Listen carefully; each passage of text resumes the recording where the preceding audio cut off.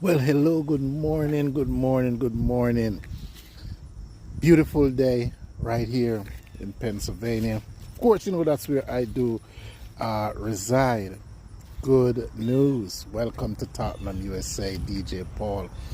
And Jarvis Simmons have landed at 4 a.m. in the morning. So said the man himself, Romano.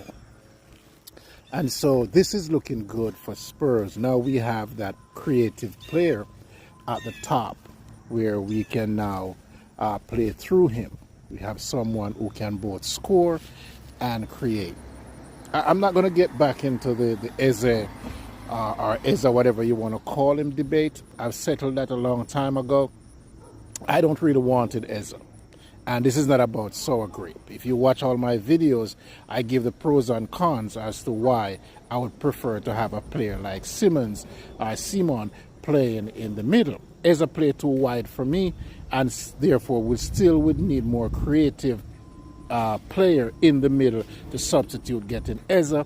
We'd also need another stretch winger because Eze does cut it off. More so like Kudus, but you only need one of those. You can't have both, otherwise you're not going to have the width that you really need. And so getting Simon will help in the number 10, number 8 creative area, can play wide, does shoot off both feet. I did not do my research enough on him, did not see enough of him to realize that he is definitely strong on both sides. Actually is a very good dribbler of the ball. And if you're going to have two players in Kudus and Simon in the final third who can carry the ball, I wish Dembele was that kind of player when he was around, is to take the ball into the final third. Great player, but he sits too deep for me, and that's my only knock when it comes down to Dembele, and I spoke about that a few times as well. That's my criticism. When you have that kind of talent, you have to display that talent in the final third.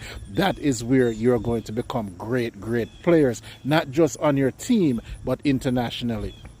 And so for me, Simmons is going to pop you a few goals. He's going to pop you some at the spectacular rate. So I like the signing. And so only Spurs, only Tottenham Hotspurs can go into our closing out a window that looks like you have a rating of about 2.5. Make one signing and turn that right now into somewhat a 7 or a 8.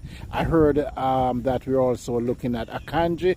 That will be a good signing to strengthen the back line. I don't think he's going to walk into the first team, but he's good to have. And we probably need another winger to top it off. I love